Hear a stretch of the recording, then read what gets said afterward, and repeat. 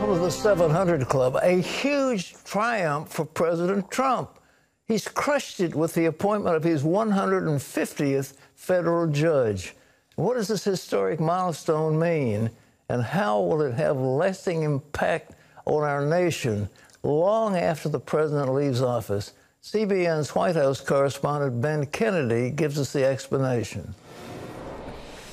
President Trump called this a historic milestone. Just about 1 in 4 appeals judges is now a Trump appointee. Truly momentous achievement. President Trump extolling the judicial mindset of his federal appellate court picks. They will uphold our Constitution as written.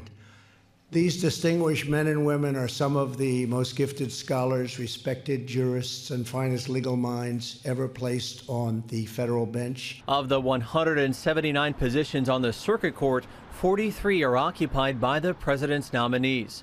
4 seats are currently open, with 5 more expected to become vacant due soon.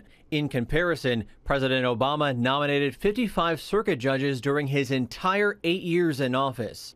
Percentage-wise, you'll never beat one man. We know who that is, right? George Washington, 100%. But in terms of, I'd like to say quality and quantity, we are going to be, I think, just about #1 by the time we finish. And Carrie, what are some of the big issues facing this country these judges could have a direct hand in? Oh, gosh. I mean, it's every issue that comes before the courts. Right now, the Supreme Court already is dealing with a lot of cases having to do with abortion, having to do with religious freedom, having to do with immigration and the limits on government. But confirming these nominees hasn't always been easy. Democrats and liberal groups ramping up their opposition against conservatives, like Amy Coney Barrett, who was criticized for her Catholic faith. The dogma lives loudly within you. And most recently, Lawrence Van Dyke, who is accused by the ABA of bias against LGBTQ people. I did not say that. I do not believe that. It is a fundamental belief of mine that all people are created in the image of God. He's done work for groups like Alliance Defending Freedom, and that flags him as, oh, you must be someone who's going to now be unfair, for example, to LGBT litigants before him, which he said they unfairly said that he wouldn't say he would be fair to all litigants. And he said that's not true. Severino was in the East Room during what she calls an exciting milestone for the president, pointing out that it's not just the Supreme Court that makes historic rulings. People don't realize more than 99% of cases end at the appellate courts. They don't ever get to the Supreme Court. Trump placed 2 of the 9 seats on the U.S. Supreme Court, a move Republican lawmakers say will define his time in office. The defining moment of your presidency for me was the Kavanaugh hearing. This room would be empty if we had failed Brett Kavanaugh. Now, President Trump said, look, it is not over. Within the next 2 months, he expects to have 182 federal judges to have been approved. Ben Kennedy, CBN News, the White House. Fantastic. We've been seeing the courts, and I dare say that there's going to be at least 1 opening on the Supreme Court before the president leaves office, maybe 2. I understand Sotomayor has got health issues, and, of course, the reigning queen of the court seems to be, like immortal. But nevertheless, she's had a number of health issues that may leave for a vacancy. So he might have as many as 2 before he leaves office. Well, in other news, more impeachment mayhem. The Democrats are citing 3 witnesses to make their case against the president. Here's Ephraim Graham with that story and more from our CBN newsroom. Pat, the impeachment inquiry goes public next week. It begins as President Trump beefs up his communications team, and the vice president's office knocks down a shocking allegation. CBN's Jenna Browder is following the story for us in Washington. The public hearings kick off Wednesday, and while all 3 witnesses have already talked to investigators, this will be the first time the American public gets to hear from them firsthand. Bill Taylor, the acting U.S. ambassador to Ukraine, will be the first to testify. He told investigators President Trump withheld millions of dollars in military aid to Ukraine. Taylor's transcript reveals he sent a cable to Secretary of State Mike Pompeo, but received no response. Most important facts are largely not contested. President Trump last night in Monroe, Louisiana, shot back. Democrats must be accountable for their hoaxes and for their crimes. Really, I mean, do you believe what's going on in Washington with these do-nothing, somewhat evil, and in some cases very evil people? Also testifying next week, former Ukrainian ambassador Marie Yovanovitch and George Kent, a top State Department official. The president's defenders say none of this rises to the level of impeachment. There are perfectly appropriate quid pro quos, and there are inappropriate quid pro quos. This all comes as a new book written by an anonymous White House aide is set to come out. The Huffington Post reports the book claims White House officials made a list of cabinet secretaries who would support using the 25th Amendment to remove the president in the days after he fired FBI Director James Comey, and that the officials believed Vice President Pence would back it up. The VP's office refuted the claim, calling it fake news. And the White House is dismissing the hearings, while at the same time beefing up its defense. It's brought on two longtime Trump allies to help with strategy. In Washington, Jenna Browder, CBN News. Most say impeachment is not likely. Pat? Well, I agree. They're not going to impeach. The Democrats in the House do not have the intestinal fortitude, you might say the guts, to go forward and actually go on record. So they're not going to do it. This is just a lot of smoke and mirrors. But the truth is, it is perfectly appropriate for a president to withhold a large amount of foreign aid till he ensures himself that there's no corruption in the country receiving the aid and that they won't just waste it. I think that's an appropriate thing. And they talk about, well, he withheld, well, the aid finally went forward. It wasn't that he kept it off forever. He just held it off until he could find out what was going on. There's nothing wrong about that. There's certainly no impeachable offense. But the Democrats are just playing this for all they're worth, and it's going to blow up in their face, and they don't dare. I mean, they do not dare to do anything. Now, President Trump's strongest supporter in the Congress, when he was just a candidate, was an Alabama senator named Jeff Sessions. Well, you know what happened to him when he recused himself, and it left Rod Rosenstein in charge, and then you have a special prosecutor, and then you have all that trouble. And that made the president mad, and, well, it should have. Well, former Attorney General Jeff Sessions is going to try again, and it looks like he will be successful in Alabama. Here's Ephraim with that news. Pat, as you said, former Attorney General Jeff Sessions is expected to announce today he is running for his old Senate seat in Alabama. He'll return to the political stage a year to the day he resigned as President Trump's first Attorney General. That resignation came at the president's request. Sessions had been one of the president's earliest supporters, but their relationship soured after he recused himself from Special Counsel Robert Mueller's Russia investigation. Sessions was a longtime senator. His entry upends an already crowded GOP primary race.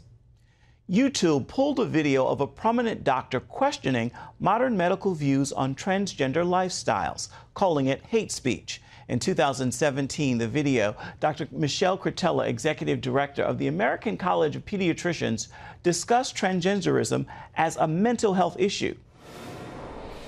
They told us that it was actually a form of hate speech because of a specific line that she said that if a person wants to chop off an arm or a leg, it would be considered a mental illness. If they want to chop off their genitals, that would be considered transgenderism. That was the Heritage Foundation's Jarrett Stepman, who also says the YouTube would only reinstate the video if that line was removed, adding the video was supposed to spark debate over science behind transgenderism. He noted Facebook did put the video back after Heritage appealed. In Europe, a Christian politician is under investigation for hate speech. The reason? She posted a Bible passage on social media. CBN's senior international correspondent Dale Hurd has the story now from Finland. Päivi Räsänen, a member of Finland's parliament, is under investigation for committing a hate crime after she posted a Bible verse on social media aimed at Finland's state church for its promotion of homosexuality. In my tweet, I directly cited Romans 1st chapter and verses 24 to 27 and posted a picture. A passage which condemns homosexual relations. She said her purpose was to wake up the church in Finland. And when praying, I got convinced that it is not my time now to jump out of the sinking boat as a parable of the church, but to try to wake up the sleeping ones in the church. Leif Nummela, editor of a Christian newspaper and a TV host in Finland, told us he was very surprised to hear Råsänen was under investigation. It was unbelievable. It was a real surprise. And the first thought was, are they really going this far? If convicted, Päivi could face a fine or even jail time. But it's the precedent from this case that could affect every believer in Finland. I'm afraid and I'm worried that this case, the criminal investigation, might frighten some Christians to hide and to keep silent. Finland's Attorney General has now opened a second investigation concerning a pamphlet that Päivi wrote 15 years ago about biblical Christian marriage. Called Man and Woman, He Created Them. A bishop in Finland's state church tweeted that while he found this new charge against Råsänen worrying, he said, I regard the writings of Päivi Råsänen wrong, harmful, and contrary to Christian charity. Dale Hurd, CBN News, Helsinki. Posting scripture, a criminal offense. Hard to believe. Pat? Well, ladies and gentlemen, the Bible is not hate speech, but the Bible is very clear. Jesus spoke clearly. He talked about people being whitewashed walls. He said, you know, how can you escape the damnation of hell? He talked about hell. He talked about heaven. He talked about righteousness. He talked about God's standards. And we have clear statements by Jesus that he said, for this cause, a man shall leave his wife and his mother and father and cleave to his wife, and the twain shall become one flesh, and what God has joined together, let not man put asunder. And there's no room in there for homosexuality. When you get the Apostle Paul, he said it's the last phase of human turning away from God. When women leave the necessary function and begin to burn in passion toward another of the same gender, same with men. Now, for some reason, the Bible has now become hate speech, but that is God's standard. And if we reject that standard, God is going to judge us by those standards. And, you know, he brought down judgment on Sodom and Gomorrah. And the whole concept, what is called sodomy, is where they got that from. And God sent angels down and warned the people, took Lot and his family out of Sodom, and then rained fire and brimstone and killed everybody in the area. So this is a pretty serious thing. And if we're not allowed to speak out boldly about these things, especially a doctor, a leader of pediatricians saying, look, you can't dismember yourself and say it's not a pathology. It really is. And we cannot close our eyes to the truth. But there are people who want to shut off any speech that disagrees with their lifestyle.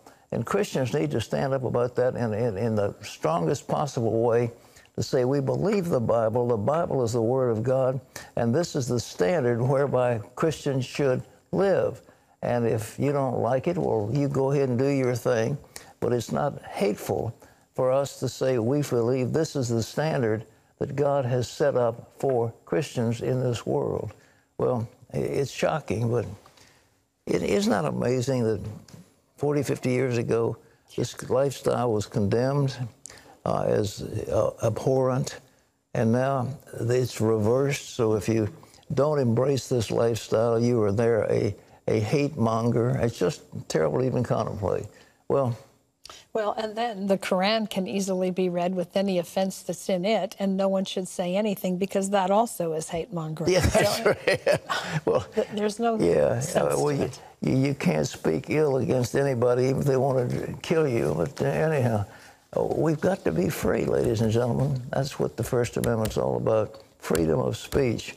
And freedom of speech means if you don't like it, if you don't like what's being said, well, I don't agree with the judge who said it, because he was kind of an atheist, but he said the best test of truth is in the marketplace. So let the people talk.